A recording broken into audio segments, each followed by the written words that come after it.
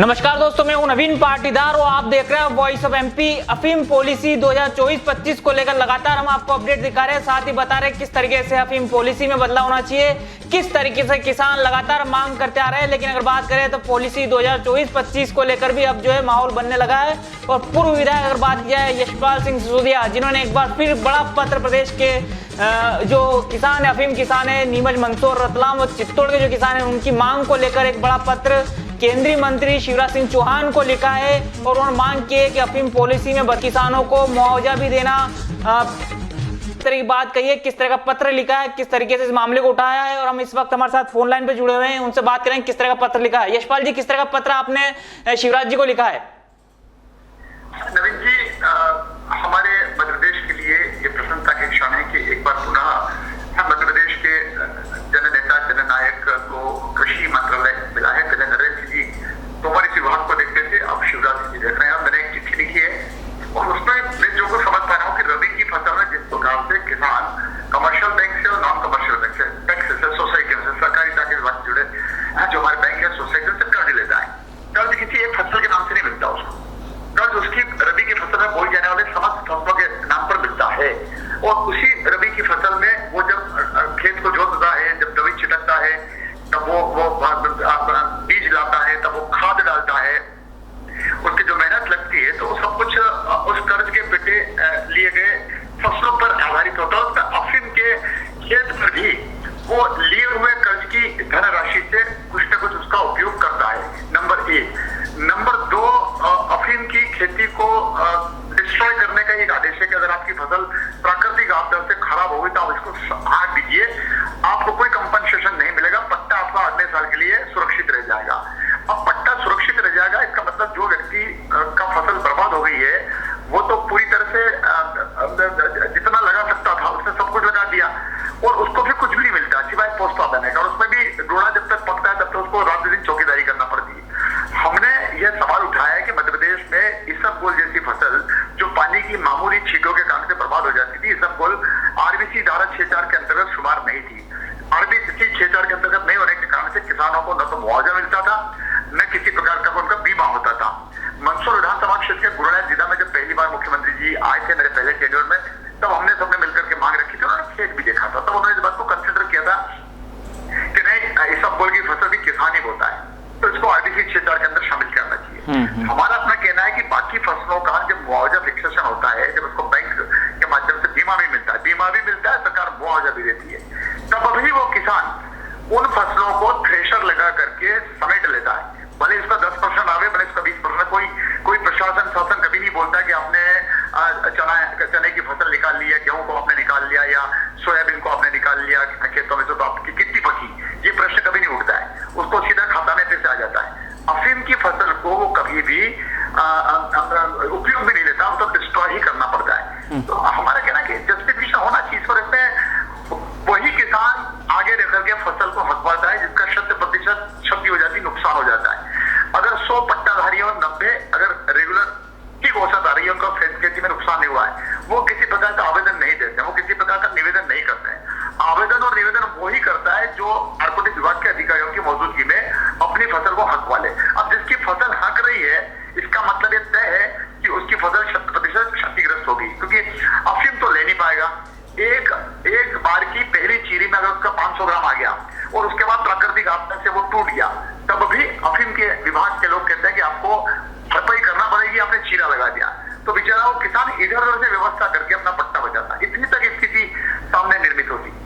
हमारा सिर्फ ये प्रश्न है, एक रबी की फसल में किसान कर्ज लेता है, उन्हीं फसलों में से अफीम की फसल के ऊपर भी लिए हुए कर्ज की राशि का उपयोग करता है। दूसरा, वो फसल को डिस्ट्रॉय करता है, नष्टीकरण करवाता है और बदले में वो कुछ भी नहीं ले जाता सिवाय पोस्ट दाना के।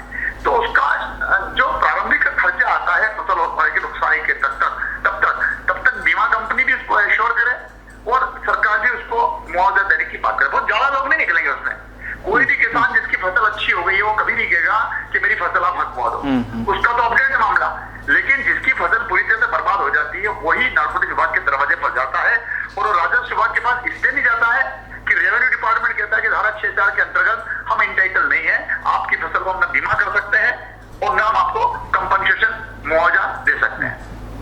यशपाल जी, साथ ही अगर बात करें जिस तरीके से आपने कहा कि मुआवजा इसमें देना चाहिए, अगर बात करें कि जिस तरीके से किसान जब फसल हकवाता तो कितना दर्द उसको होता होगा, और साथ में एक बड़ी बात ये रहती है हकवा तो देता है लेकिन अगली बार पट्टा आएगा कि नहीं आएगा उस पर भी संशय रहता है, तो क्या मानते हैं इस पर यह भी होना चाहिए कि मुआवजा भी मिले और पट्टा भी आए आगे से? देखिए, पट्टा देने की पॉलिसी तो सेंट्रल गवर्नमेंट तय करती है कि उसको पट्टा दिया जाए कि नहीं दिया जाए, वो तय करता है। हम तो इस बात को लेकर के चल रहे हैं कि किसान का नुकसान हुआ तो नुकसान की भरपाई। और देखिए, बड़े किसान अगर 50 बीघा जमीन, 10 बीघा जमीन, 40 बीघा जमीन, 30 बीघा जमीन, इसमें जब नुकसान होता है तो उसको उसके अनुपात में पैसा मिलता है, कंपनसेशन का, मुआवजा का, राहत राशि का, और बीमा कंपनी भी उसको दे देती। अफीम के किसान का तो 10 वाली तो कोई पट्टा होता है, इससे ज्यादा थोड़ी होता है। 15 वाली मान लो, 20 वाली मान लो, 10 ही मान लो, तो आधे से भी कम बीघा होता है। तो आधे से कम बीघा जमीन का उसका औसत निकाल करके उसका खर्चे का कुछ तो राहत मिले, चाहे बीमा करवा दो, कोई दिक्कत वाली बात नहीं। बीमा तो यहाँ तक होता है नवीन भाई कि अगर आपके कुएं पर मोटर है विद्युत की, और अगर आप चाहो तो बीमा कंपनी से आपकी विद्युत की मोटर की चोरी हो जाती है, उसका भी बीमा मिलता है। लेकिन खेत का बीमा इसलिए होता है कि वो फसल उसमें चिन्हांकित नहीं होती है। या तो भारत सरकार बीमा कंपनियों को ताकीद कर दे कि इसमें तमाम प्रकार की, मुझे तो याद है संतरे का 10 रुपए 5 रुपए मिलता था, 500 रुपए कर दिया शिवराज जी ने। मुझे पता है फल फूल सब्जी केला कोई नहीं होता था, पान की खेती नहीं होती थी, इसबगोल नहीं होती थी। इनको सबको हमने धीरे धीरे करके उसमें शामिल किया है। ये सिर्फ इसलिए नहीं हो रहा नवीन भाई कि सेंट्रल गवर्नमेंट इसकी देखरेख करती है, रेवेन्यू डिपार्टमेंट नहीं करता है। लेकिन रेवेन्यू डिपार्टमेंट का, सहकारिता का, वो किसान कर्जदार भी तो है, जो सोसाइटी से कर्ज लेता है, कमर्शियल बैंक से कर्ज लेता है, कर्ज लेकर के दवाई भी लाता होगा, कर्ज लेकर के बीज भी लाता होगा, आगे सिंचाई भी लगती होगी। 2 तरह के कर्ज होते हैं, खाद बीज के लिए भी मिलता है और कैश भी मिलता है। तो 10 साल का के ऊपर तो आप बीमा, सॉरी 10 साल के ऊपर तो आप उपयोग कर रहे हो कर्ज का, और उसी किसान का अगर 10 बीघा है तो 10 बीघा वाले को नुकसान हो रहा है तो आप दे रहे हो उसी फसल, उसी काश्तकार का जो कर्जदार है, उसका गेहूं नष्ट हो रहा है इसी रबी की फसल में, उसके अन्य फसलें हो रही नष्ट, उसका तो आप बीमा दे रहे हो, उसका तो कंपनसेशन दे रहे हो, और उसको मुआवजा दे रहे हो, लेकिन सिर्फ उस अफीम को छोड़ करके बात कर रहा हूँ। तो चीजें मैंने लिखी है, देखते हैं क्या इसका रिजल्ट आता है। यशपाल जी, हर बार जब भी अफीम किसानों की बात आती है तो आप तेजी से उनके मुद्दों को लेकर सरकार और सरकार के जो बड़े नेता है, चाहे केंद्र की बात की जाए, राज्य सरकार के, प्रदेश के मुखिया की बात की जाए, आप तेजी से उठाते हैं। चाहे शशांक यादव घुसकांड की बात करें या फिर अब जिस तरीके से ये मुद्दा उठाया, तो किस तरीके से किसान आपके पास आते हैं अपनी फरियाद लेकर, और आप किस तरीके से, क्या माना जाए कि एक पत्र के बाद अब क्या प्रतिनिधि मंडल के साथ जो है केंद्र मंत्री से मिलेंगे? देखिए, प्रतिनिधि मंडल की मिलने के बाद बात की बात है, अभी हमने प्रारंभिक रूप से चिट्ठी लिखी है, देखते हैं शिवराज जी कहने क्या जवाब आता है। और मैं तो इसी हफ्ते जब आपके वॉइस ऑफ एमपी पर आया था और मुस्तफा भाई ने और आप दोनों ने जब प्रश्न की बौछारें लगाई थी, जब मैं से जिज्ञासु उस प्रश्न पूछे तो उसमें इंश्योरेंस का भी था, अफीम की फसल को लेकर के, बीमा नष्टीकरण को लेकर के, मुआवजा लेकर के आपने प्रश्न किया था। तो मुझे उसी दिन से लग गया था कि मुझे पत्र लिखना चाहिए, मुझे चिट्ठी लिखना चाहिए। तो सुना आपने, ये थे मंदसौर के पूर्व विधायक यशपाल सिंह सिसोदिया, जो लगातार अफीम किसानों की पीड़ा को लेकर, उनके मुद्दों को लेकर सरकार तक अपनी बात पहुंचाते हैं। पत्र के माध्यम से एक बार फिर उन्होंने जो है अफीम की पॉलिसी में जो है मुआवजे की मांग को लेकर उन्होंने पत्र केंद्रीय मंत्री शिवराज सिंह चौहान को पत्र लिखा। इस वक्त की ये सबसे बड़ी जानकारी थी। इस तरह के अपडेट के लिए बने हमारे साथ। जय हिंद, जय भारत।